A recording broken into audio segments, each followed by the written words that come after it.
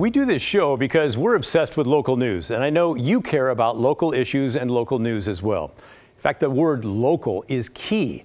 The big TV networks and the big news outlets like the New York Times and the Wall Street Journal, they do great work. But you're never going to get the same kind of story from a national outlet that you're going to get from a reporter who lives in the community they cover. We're affected by the same issues you are. We live in your neighborhoods. We have a vested interest in what's happening here, just like all local reporters do. So when a community loses local journalists, it is a big deal, especially in smaller towns that didn't have a lot of local news coverage to begin with. This week, the Herald and News in Klamath Falls lost its entire reporting staff. Now, it was only 4 people, the editor and 3 reporters, but they all left. And now there's no one to report the news for that paper. The Herald and News, by the way, is an excellent local news outlet. They've been covering Klamath Falls and the issues surrounding the Klamath Basin in southern Oregon for years, and their staff had closer connections to what was happening there than probably anyone else in the state. And by the way, there is a lot happening there. Remember the water crisis in the Klamath Basin last summer? There wasn't enough water for all the users who needed it. That set off a major conflict with protests and standoffs and threats, and spoiler alert, that's still the state's worst drought area. And that conflict is not going away this year. We connected with the Herald and News several times for our own coverage of that conflict because they're the ones who've been working there every day, covering the ins and outs and knew all the players. Alex Schwartz was one of the reporters on the Herald and News coverage of that water crisis. He says he wants to keep working on it. It was a really difficult decision for me because I really wanted to keep covering the Klamath, in this role. But I just knew that if I stayed, it was just going to be so much harder, and I was going to have so much other work put on my plate, and that the quality of everything that I was going to put out was probably going to suffer. And I didn't think that was fair to me or to any of our readers or to any of my sources. So I made the decision to leave. That's a shame because he's an excellent reporter. So why are people leaving? For the Herald and News, there appear to be a lot of reasons. We're told part of it has to do with the paper's relationship with its parent company, their editorial decisions, and the workload journalists have.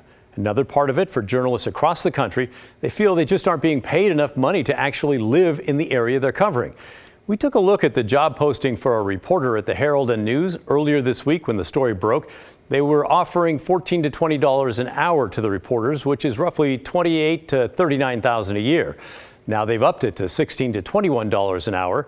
That's still $31,000 to $40,000 a year. So for people who have to pay rent, pay off student loans, pay for childcare, the costs do add up.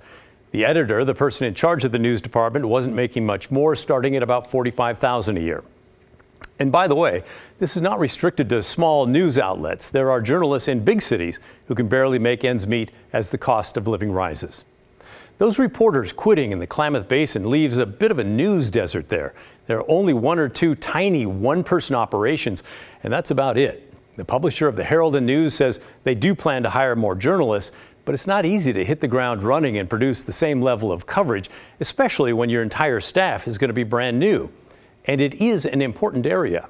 There's like 70,000 people live in Klamath County. We also covered, Lake County, Modoc County, and Siskiyou County in California.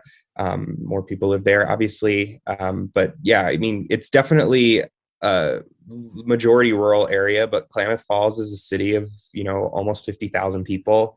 And, it has its own government and cops and schools and all that stuff. And there's just not going to be anybody on that as a, objective reporter. Now, none of us who do this job say we're in it for the money, because we're not. We do it because we love it and we think it's important. But according to a report from the University of North Carolina, the United States has lost approximately 60 daily and 1,800 weekly newspapers in the last 20 years. And according to the Bloomberg City Lab, cities where newspapers closed up shop saw an increase in government costs because of the lack of scrutiny over local deals. Now, there are digital newsrooms cropping up that don't have the same overhead as traditional newspapers, but more are needed. Journalists are the ones interviewing candidates, so you know who you're voting for, explaining laws and ballot issues that are sometimes intentionally misleading, debunking misinformation, and calling BS when leaders make claims that just don't hold up. It's our job to hold the government accountable to the community and to let people know what's going on. And when there aren't journalists to do that, you've got a situation ripe for government abuse, misinformation, and extremism. We talked about this with Les Zeitz. He's a legendary investigative reporter who spent years at the Oregonian newspaper and is now the publisher of another small local paper, the Malheur Enterprise, which covers Malheur County. What we find with the Malheur Enterprise in Malheur County is that our readers really count on us to be the watchdog, to question government spending, to question decisions that public officials make. When we do tough stories, they're among the very best read stories that we do. And we are told constantly, keep it up, we're behind you. The challenge across Oregon, and it's also a challenge, frankly, in the profession across the country, is that the costs of providing journalism are going up. The ability to fund journalism is going down. And it makes it very, very difficult for news organizations to be able to attract talent. We would all like to pay really high wages. We can't. We would be out of business, and then there would be zero journalism in many of these communities. So it is a challenge for not only for news organizations, but for Oregon. Without these journalists, a lot of information, a lot of stories are not getting done, and that means people don't know important things that they should know. So where do we go from here? Well, an easy answer: support your local journalism when you can. Subscribe to those small papers and to the Oregonian and all the others. But subscriptions aren't going to solve news deserts. Les Zeitz, who you just heard from there, mentioned that many traditional print outlets are turning to digital only, which does keep the cost down. And the Local Journalism Sustainability Act is making its way through Congress now. It would provide tax credits for newspaper subscriptions, provide payroll credits to employers, and provide tax credits to businesses who advertise in local media. That's good. We'll be keeping an eye on all of that.